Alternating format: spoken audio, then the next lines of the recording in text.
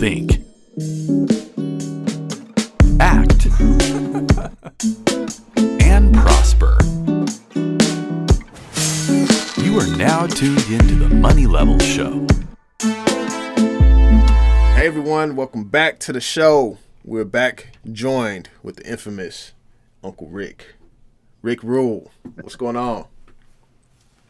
Life is good, sir. I trust it's good for you and your family too.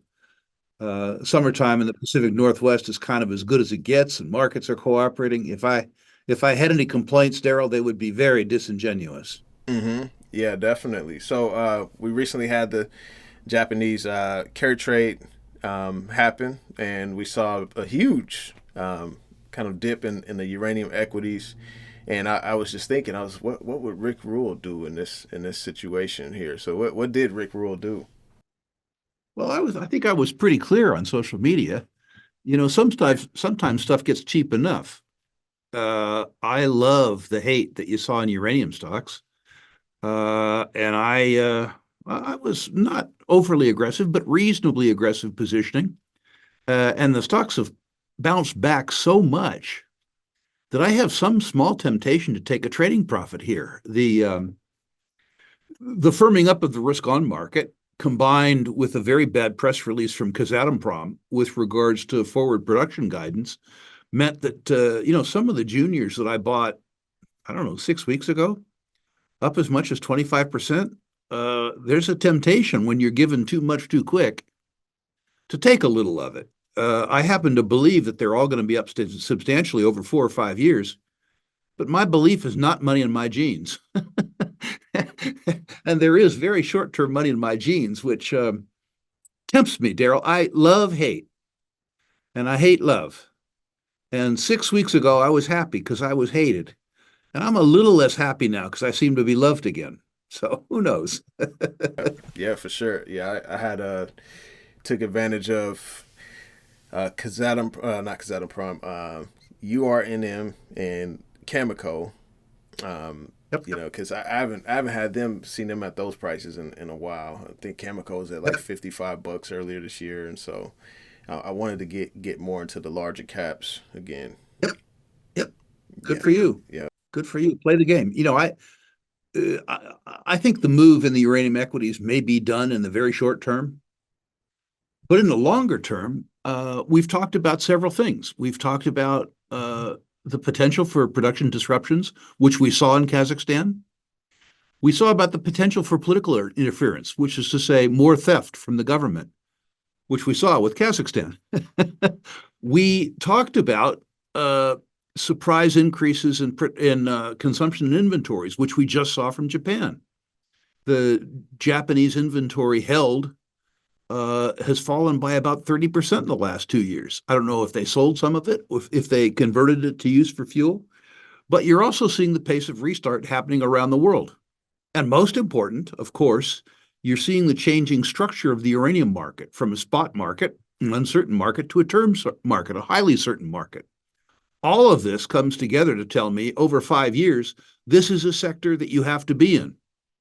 Whether or not you made an entry 8 weeks ago or so, you may decide, if you get given too much too quickly, occasionally, to take some off the table as a trader. That decision's up to you. If you're thinking about a 5-year term, this is an easy trade. If you're a trader, you might want to say, you know what, I've been right. I'm going to take a little bit of this. I'm not a trader. Yeah, that makes sense. I did want to ask you a question because I did talk with a few people when the prices did dip that low, and some people were like, yeah, they felt like the prices were going to go lower and such, and they didn't, and it's kind of like when you see that opportunity, it's good to pounce on it and take advantage because it's a lot cheaper than where it was.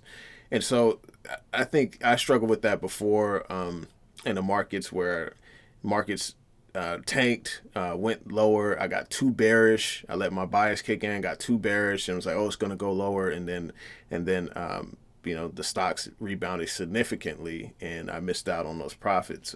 What's your take on that? Let me take you back to the dumbest thing I've done the last 10 years. And there's a lot of competition for that. But the dumbest thing I did, and you knew me at this time, the dumbest thing I did was during the COVID thing when demand for oil and gas went to zero, and the oil price fell from, I don't know, $75, well, briefly to zero, but then to $20. At the same time, Exxon, the best oil company in the world, got kicked out of the Dow 30. And so all the people who sold it, who owned it in the indexes, had to sell it. So you had oil demand in the tank, but you knew it was going to come back, or else your car wouldn't start, right? I mean, you knew this $20 was transitory. You knew it had to go to 60 or 65. And at least I knew that Exxon could only get kicked out of the Dow 30 once. When they're kicked out, you can't get kicked out twice. You're gone, so the index selling. And when those two things together happened, and the Exxon stock chart started to look like I don't know, a brick thrown off a bridge, I was too stupid to buy it. I thought maybe it goes lower.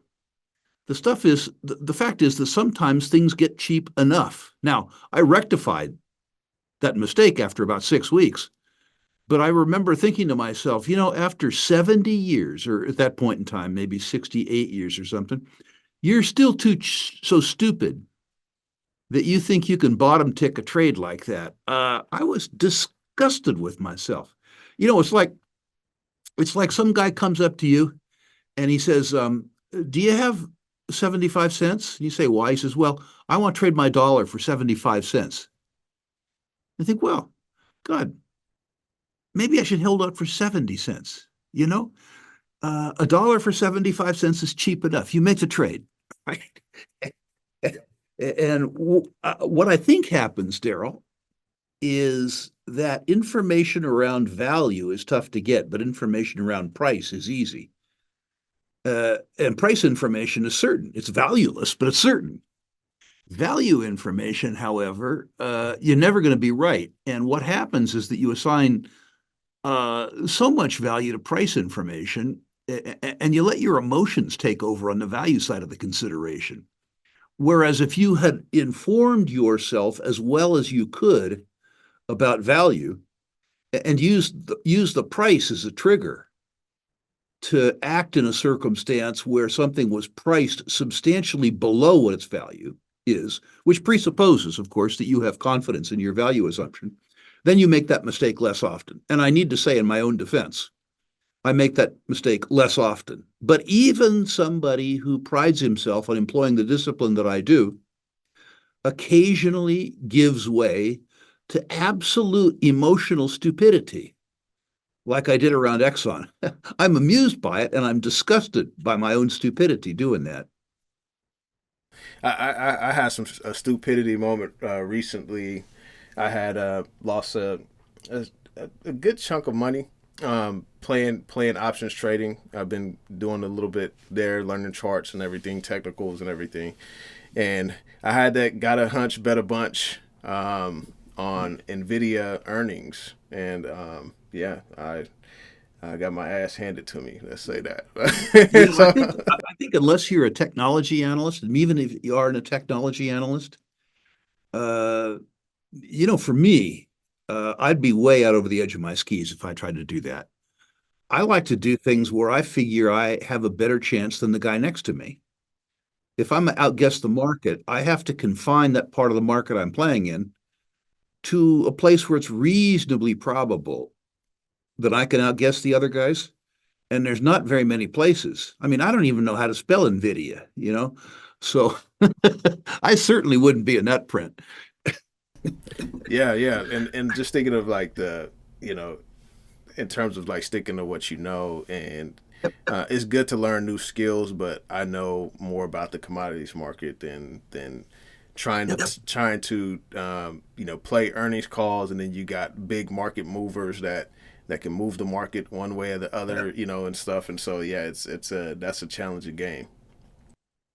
It is. And I think most of the people who listen to your show, assuming that they have lives, jobs, kids, hobbies, they should stick to what they're interested in, where they're interested enough to do the work to know something. and not take a lot of risk. Like we've talked a lot about the oil thesis, you and I, right? And too often, people who listen to us first of all don't do as much work as we do, but they come so far down the quality trail. Well, if oil's going to do well, this amalgamated moose pasture oil, this little tiny penny dreadful, should do real well. Wrong. If you think oil's going to do well, start with Exxon. you know, Start with the one you don't have to know so much about, and don't do it on the options side. Do it with the view that you're going to own the thing for 5 years. Too many folks, Daryl, employ a pretty decent long-term, like they have pretty decent long-term strategy, but they confuse it with a short-term tactic. If you're betting on a 5-year theme and you have a 6-week horizon, you're bound to screw it up. I mean, I love the options market, but I don't trade options. If I think Exxon is too cheap, I might sell a put, allowing somebody to sell it to me even cheaper and paying for the privilege of being able to sell it to me cheaper. That's about as fancy as I get on the option side, which is to say pretty boring. Yeah. I mean, I think I handled it like my emotional response was really really good. Like in terms of because I think I managed the risk pretty well, and I didn't blow up my account. So Nice. I took Nice. a little bit of money that I was willing to speculate with, and then now Yep. it's like okay, I lost that money. Stop Move it. on. so yeah, Yeah. so definitely appreciate that. So I do want to transition to we got an election coming up, and I've been very perplexed that many people are continuing to believe that government is going to solve the problems that government created. And so I know you've been very active on X/Twitter and on both sides. I mean, so I just want to get your take on what's happening in your mind and your thought process going into this election and everything. It was pretty discouraging for me, Daryl. Um, I don't believe that the nature of the interaction between Rick Rule and Daryl Thomas should be that I try to force my will on you. I don't believe that I have the right to steal any of your wealth, and I don't feel that I have the obligation to give you anything. To the extent that you create value, I'd like to be able to buy it from you. To the extent that I create value, I'd like you to be able to buy it from me. I think that's a pretty healthy relationship. It creates a voluntary dependency. That's not what government does. It's not what government does. Uh, I can give you a whole bunch of incidents where I think government has some utility, but the government that we have today is everyone's enemy. Everyone's enemy. Irrespective of your Democrat or Republican or independent or anything like that. So the outcome of the election, if you happen to be a citizen or a taxpayer, is not good. I don't care if she wins. I don't care if he wins. The loser is you. So rather than bellyache about it, you have to think about it, and you have to think about how you survive in the context. One thing that happens is that people who believe like me use government and its perniciousness as an excuse to be victims and do nothing. They go hide in the corner, curl up in fetal condition, say there's no point in me trying because Trump is going to get in office, he's going to wreck my life, or Miss Harris is going to get in office and she's going to wreck your life. Well, you know what? Trump and Harris, they don't know you're alive. They don't care about you. Just don't count on them doing anything good for you. Go on about your life, create utility, in your case on your job and in your podcast, then generate more utility for others than you consume for yourself, and you're going to be fine. Don't believe at your age that you're going to get Social Security, or don't believe if you do that it's going to have the same spending power as the Social Security I get, right?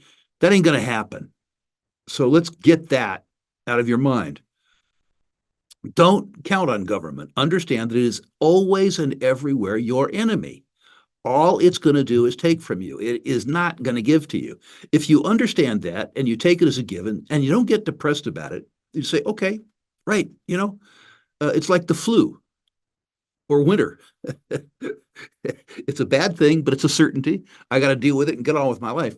You're going to be fine. I remember when I was a young man, Daryl, even a teenager in the late 1960s, there was all this turmoil in America. I was deciding where to go to college, and I'd go to visit these colleges, and you had to wear a gas mask to get to class. There was all this turmoil, and there was racial division, and there was all this stuff. And, young 16, 17-year-old, you look at that, you watch the National Guard's tear gas troops in Berkeley, and you take it seriously. I was talking to my grandfather about my concerns, and he started laughing. He says, son, my generation had some challenges too, little stuff like the Great Depression, World War II. You're going to get through this. Don't use the stuff that concerns you as an excuse to do nothing. Just understand that all those people are obstacles that you have to deal with. So how does that relate to you, right? Pretty easy. Deliver value, raise your family as best you can, save, and don't believe the politician's promise. Don't believe Mr. Trump when he says he's going to raise your Social Security, because he didn't. Don't believe Ms. Harris when she says, that she's going to, I don't know, do whatever she's going to do in terms of healthcare, because it's a lie. It's just flat out a lie. Don't believe me? Look at the arithmetic. Look at the arithmetic. On balance sheet liabilities of the U.S. government. This is before state and local. This is just the government. $35 trillion. Ask your listeners to write that down. That's 35 with another 12 zeros. Okay? And how do we service this debt? Well, we don't. We add to it $1 trillion, that's 12 zeros, every 100 days. And that's not the worst of it, Daryl. The off-balance sheet liabilities, which is the benefits that you're going to expect when you get to be my age, Medicare, Medicaid, Social Security, federal government pension, military pension, that number is $100 trillion. $100 trillion. And we add to it almost $4 trillion a year. Now, the big thinkers will tell you, well, that's okay because we're going to tax the rich. We're going to blame the guys who created the wealth for the problem. So I was reading the other day in response to this foolishness from Robert Reich or whatever his name is on Twitter, tax the rich. And so I went to an authority on the rich, the IRS. It's the IRS's business to know about the rich so they can steal from them, right? And I read that the combined aggregate net worth of every billionaire in the United States is $5.6 trillion. So never mind increasing taxes on the rich. Let's steal everything they have, right? Let's steal their underwear, steal their jeans, steal everything, right? $5.6 trillion. We're adding to the on-balance sheet liabilities in the United States $2.5 trillion a year by conservative estimates, and the off-balance sheet liabilities $4 trillion a year. That's $6.5 trillion. Tax the rich. If you stole the entire net worth of every billionaire in the United States, you wouldn't run the deficit. Never mind the government, never mind pay down debt. You wouldn't run the deficit for a year. Tax the rich may seem like a good idea, maybe a good narrative, particularly if you're not rich, but it's really lousy math. Sorry for that rant, but this stuff is so simple. The fact that it's under discussion just amazes me. Yeah, for sure. So there's I do kind of want to, I guess, dispel some myths. There's the narrative that the Biden administration created inflation, and I had went on social media and laid out the case for like all presidents. Like we haven't had a trade surplus since Bill Clinton, and we haven't had a balanced budget in a long time, and I listed out the numbers of which president added how much they added to the national debt under their administration and everything. And and these narratives of like even Trump, going out saying, oh, we're going to beat inflation and everything, and it's like, well, Biden was only in office like 3 months when inflation started to tick up, in 2021. So that doesn't make any sense. And so I've been kind of going, and like finding some of these myths about that politicians are using to their advantage and creating this false information and false narratives in people's minds. Daryl, you can tell these guys are lying when their lips are moving. Mr. Trump is, talking about whatever he's talking about. Who signed all the stimmy checks? He made sure it was his signature on them. He's telling anybody who cares he's going to raise Social Security. Using what for money? Right? Using what for money? The existing Social Security, Medicare, Medicaid, pension, all that off-balance sheet liabilities, the net present value of those liabilities is growing by $4 trillion a year. So anytime these politicians say they're going to do something allegedly good for you, all you got to say is using what for money? You may support the program. Great, I like it. This is good narrative. We ought to help this group. Using what for money? Who do you steal the resources from? Then it all comes clear. Mm-hmm. Yeah.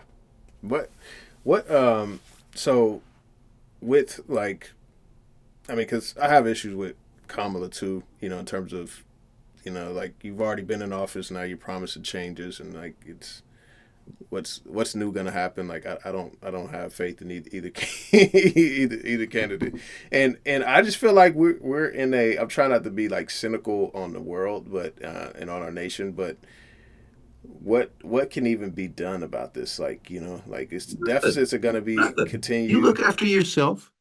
You look after your customers. You look after your kids. You look after your friends. Life is going to be good for you. And if enough folks did that, life would be good for everybody. The problem, I think, is, we've been schooled, or maybe it's nice to believe that we don't have responsibility for ourselves. Maybe what we want to do is we want to lay off that responsibility on other people because it doesn't require immediate action if other folks are going to do it. But that's a lie too. If you think about the hands you've been dealt and the way you've played it over time, you yourself, you've done a pretty good job. So just don't screw it up. You've been able to provide for your family. You've been able to stay employed. There have been times when you've been too speculative. You screwed it up. Don't screw it up again. Importantly, deliver value for your customers. Live below your means. Save the surplus. Invest them intelligently. And don't count on the government for anything except for taxation. If you do that, you're going to be fine. And if you teach that to your kids are going to be fine. And your friends are going to be fine. And your customers are going to be fine. There's going to be some challenges. There's going to be some people outside your orbit that, might even threaten you physically because you have something they don't and they want it. You got to deal with that as time comes. And by the way, you're living in greater Seattle, so when you defund the police, you're probably going to have to take care of that problem yourself as opposed to call the police. Takes them 8 hours to be there. The problem's going to be over one way or another. You will have solved it or you will have been the victim. But I digress. The point is that don't use my friend Robert Friedland, who you've now met at my conference. I was once complaining about various things. I remember Robert, who's a billionaire, legitimate billionaire, looks at me, he grins, this big grin he has, and he says, Rick, the situation is hopeless, but it doesn't need to be serious. If you just assume that the government's going to steal 30 or 40% of what you make, that's the way it's going to work. And you think about what you need, and you think about how to make it, and you think about how to control what's within your control, because the government's not within your control. If you don't pay them, they're going to come knock on your door. And if you still don't pay them, they're going to knock a little harder. And if you resist them, they're going to either put you in jail or they're going to shoot you. Those are the two things that are going to happen. So you can't screw with that part. This bad thing's going to happen. And all the promises they make about how they're going to take care of you, those are all lies. So if you throw all that away and you worry about the 70% of your income that you get to keep after the marauders are done, and living within your means and saving so that when you age and you're not as productive anymore, you'll still be able to live within your means, you're going to be fine. You're absolutely going to be fine. Mm-hmm. But you got to do it. Yep, for sure. So I've been buying more gold even at these prices. I just think that we're primed for there's this a huge amount of tailwinds. I was even listening to Luke Roman speak recently, and he said he would be bearish gold if the government balances the budget, cuts entitlement spending, and if day turns to night, right? Yeah. So I mean, gold's at all-time highs and measured in dollars, and I just don't see really that the government is going to do that. I don't think they're going to do that, and so it's like, okay, well, this is a way that I protect me and my family is by continuously to own real money. And so obviously, before we talked, I had a little bit too much of it compared to like my overall net worth at that time. Right. But I've still been accumulating, on a consistent basis. So what are you seeing for gold right now, and what the outlook looks there? Daryl, I believe that people have to store some of their net worth in gold simply to maintain the purchasing power of their savings. I came in the investment world in 1970, really. And I guess I was, how old would I have been then? 17 years of age. That's when I really began. I guess I began thinking seriously about investing when I was 15, but I had some money to save when I was 17. And I started reading books about investing. And I look back on that now. If you measure the US dollar in gold, the US dollar has lost 98% of its purchasing power in my adult lifetime versus gold. 98%. That means that some of your savings, particularly if you're a young man like you, not so much an old man like me, but a young man like you, to maintain your purchasing power, I think you have to own some gold. I'm not saying own it because you think the price is going to go up in a J curve next year or the year after. You don't know that. I don't know that. You own it because you maintain your purchasing power in gold, where you don't maintain your purchasing power in any fiat currency that's ever been invented. But, you got to do more. You got to become a capitalist. You got to save. In other words, you got to have some capital to become a capitalist. And then in addition to owning gold and owning cash for liquidity, you have to own businesses that make you money while you sleep. Because eventually you're going to be my age and you're going to be sleeping more and making less. If you want to sustain your lifestyle and your family's lifestyle, your capital is going to have to have worked for you for decades. So you got to do that too. By the way, I'm not saying don't own gold. Absolutely, positively, without a doubt, own gold. Do more. Mm-hmm. Yeah, for sure. So what do you think are the reasons why gold is staying this elevated? What are you seeing? Gold has done well over millennium because investors and savers have been concerned about the maintenance of their purchasing power. And as they become more concerned, they own more gold. Gold is also doing well because of political challenges. Around the world, other governments have seen that the United States government is using the US dollar and the world financial system to impose America's political will on other places.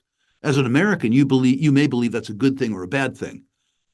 But people in China and India and Russia and Iran and Brazil and South Africa and Saudi Arabia don't want the US government to tell them what to do.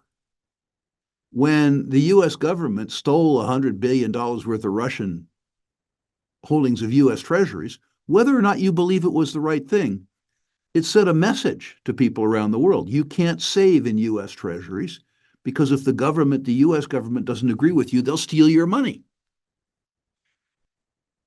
As much as they don't trust us, they don't trust each other even more. So you won't find the Chinese buying Russian treasuries, right? You won't find the Russians buying South African treasuries. You won't find the Brazilians buying Iranian treasuries. The only universal medium of exchange that's simultaneously a store of value outside the U.S. system is gold. And so foreign central banks have been buying gold not because they necessarily believe in gold, but because they believe in it more than they believe in other stores of value that are mediums of exchange.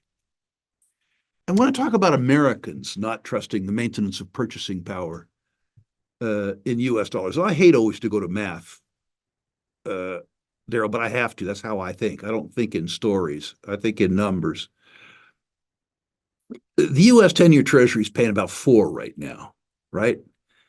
And of course, the government will tell you that the CPI tracks purchasing power, which is a lie.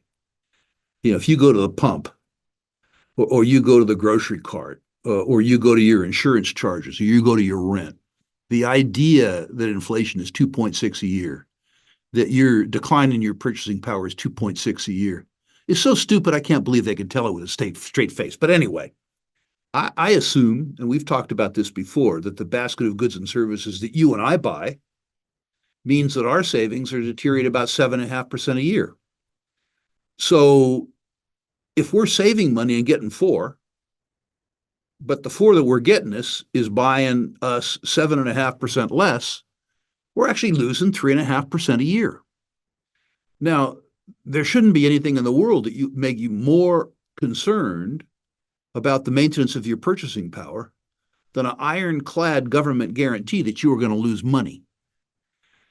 And because of that, because of the disparity in arithmetic between the real rate of inflation and the nominal rate of payment on savings, of course people are afraid of maintaining purchasing power in their savings. And because of that, of course, people are beginning to stray into gold. Mm-hmm. Yeah. So there's another aspect that I've been really thinking about, and this has hit home for me multiple times. So I've been the indirect target of cyber attacks. I had when my daughter was born, there was a ransomware attack on the hospital, so it took a while to get her records.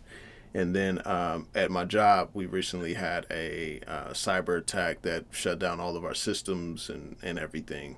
Yeah. And it had me really thinking, like, if banks or anything of that nature, falls victim to this and you can't access money now Right. we live in this world where you have countries trying to like hack into other countries and Yep. it's crazy. And it's like I was just telling some folks at my job, like, hey, you might want to consider buying some gold and silver. Yeah, I mean, gold and silver won't help you in the near term if things go that kind of wrong because you're not going to be able to spend it.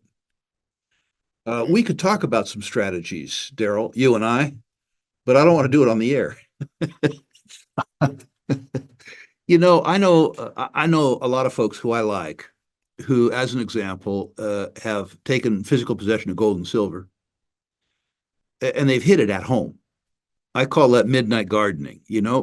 And 2 people who I know have done midnight gardening, and they've exposed themselves to a whole different risk, which is to say some guy coming over their house with a pistol trying to remove their crop for them.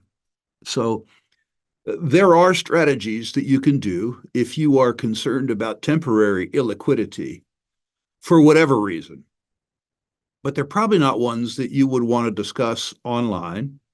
And if you ever developed a strategy, you wouldn't want to share that strategy with anybody, with the exception of your immediate family, not even me.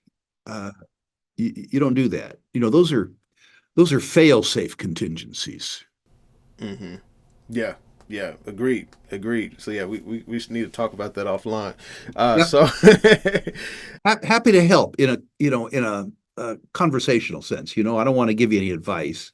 Yeah, for sure, for sure. Yeah, so that was like just a reality, for me. We haven't been able to use Yep. emails or anything, and so it's just been kind of like, oh, that's kind of a grim picture.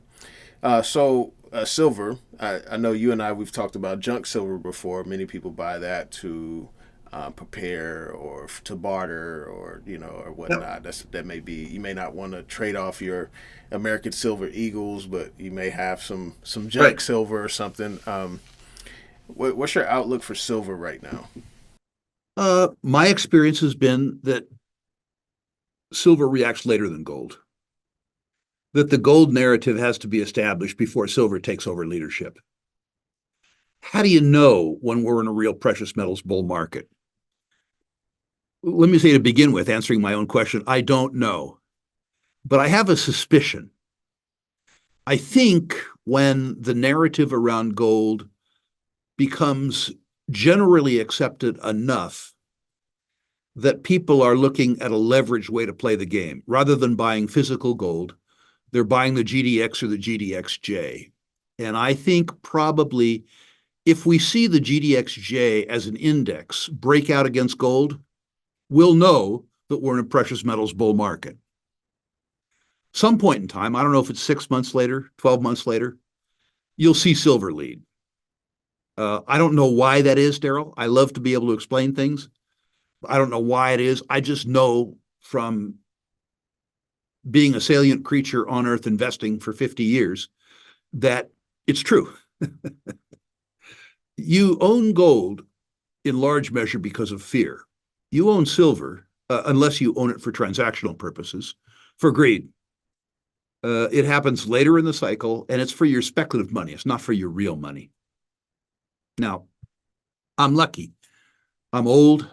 I've taken risks which have worked. So I have lots of surplus funds. I don't need to make any more money, but I really like it. So I have about 2.5% of my portfolio in silver stocks. After silver runs, uh, the asset class with the goofiest upside are the silver stocks. They got the goofiest downside too. You get risk with reward. Uh, but as my friend Doug Casey, who I think you've interviewed, points out, uh, the combined market capitalization of every legitimate silver junior in the world is not enough to hold the influx of funds when the generalists become interested in the precious metals trade. And truly goofy things happen on the upside. I don't know why, and I don't know when. I just know that 4 times before in my life it's happened. And since I don't know when, and since I don't know why, I've consigned a fairly small amount of my portfolio to it. But it wouldn't surprise me if that 2.5% of my portfolio became 20 or 25% of my portfolio. If what's happened in the past happens again. I don't want your listeners to go out and put half their net worth in silver stocks, particularly if they don't have much net worth, because these things can fall as well as rise, and I don't know when it's going to happen. And if you do it, don't do it with a point of view that you're going to get paid in 6 weeks. Do it with a point of view that you're going to get paid in 3 years or 4 years or 5 years. But if you can afford it, particularly during times like January of this year, when there's maximum hate around the silver stocks, it's a wonderful speculation. Let me quantify it. I think I've done this on your show before, but the people who are listening today won't have been the people listening 2 or 3 years ago. In the late part of the 1980s, the suspicion in financial markets was that silver was a pet rock. It wasn't ever going to go anywhere ever again. It was selling for $4.50 an ounce or something like that. And a group of us were able to buy silver deposits in the ground that had $100 million spent on them, whatever. We were able to buy them for $2.5 million, knowing that those deposits were worth nothing at $4 silver, but they'd be worth something at $15 silver. And we did this through two little Penny stock companies, Pan American Silver and Silver Standard. Pan American Silver, we underwrote, I'm going to say 1990 at 50 cents a share, and Silver Standard a little while later at 72 cents a share. And in 6 years, both those stocks are trading about $40. Less than $1 to $40, total elapsed time 6 years. Now, both of those companies could have gone broke. Both of those companies, in the 6 years I held them, exposed me to 50% share price declines a couple times. They go from 75 cents up to $2.50, back to $1.50, up to $5, down to $3. It was like a rodeo ride. So you had to be persistent and you had to be tenacious.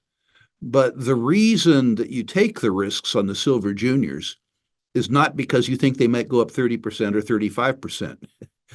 It's because you think that there is a possibility where you can afford to take the risk that they'll go up 1,000%. That's why you do it. And if you can't afford the time and you can't afford the risk of loss, man, don't even think about it. Mm-hmm. Yeah, yeah, that's good. I've personally been buying the royalty and streaming companies. Yep. And so I've been sticking there. I have some Vizsla silver. I've bought, not financial advice. So what? So how much cash is Rick holding on to nowadays? Is Way too much. Way too much. I'm trying to deploy it. Way too much. I have more than is strategic or tactical. As you know, I sold my passive interests in developed real estate, and some of it was a time sale. And so I've had money coming in excess of my ability to deploy it. Now, in the various sins I could commit, having too much cash is not an ugly sin. But I would like to, I'm old and fat and rich. I'm towards the end of my life. I'm going to get Social Security, where I am getting it. You don't. Uh, so I'd probably get by with 10% of my portfolio in cash, in liquidity. I got way more than that. You have cash so that if something goes wrong in the near term, you can deal with it. And you have cash in case we have a replay of a 2008 event. If there's a liquidity squeeze and nobody else has cash, you can do great things in financial markets. You have the tools and hopefully you have the courage to deploy it. But I have too much cash. Mm. Yeah, yeah. Is that reflective of? Because I know for a while, there was a lot of talk about recession and such, and many people are saying that we're still. Some people are saying we're there, and then we're getting a lot of. I had a lot of money set aside to do private placements because I thought that the terms in junior market financing would get to be better than they were. And over the last 2 years, most of the really good private placements have gone out at prices and terms I didn't think was appropriate. And I thought I'd be allocating a lot of money in a sector that everybody hated. Everybody hates it, but the best part of the sector is still overfunded. And so the amount of money that I had set aside exceeded the amount of money I could deploy. I've also been part of building a couple businesses, and I had money set aside to build those businesses. Rule Investment Media. Rule Investment Media, mercifully for me, went profitable before I thought it would. So that use of money turned into a source of money.